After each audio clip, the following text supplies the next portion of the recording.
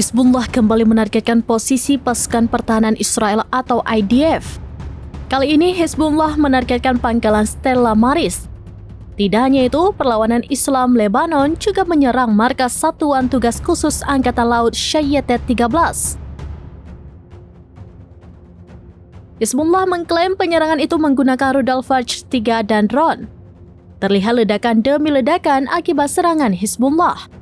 Tel Aviv, Israel diguncang serangan rudal canggih pada Senin 18 November 2024.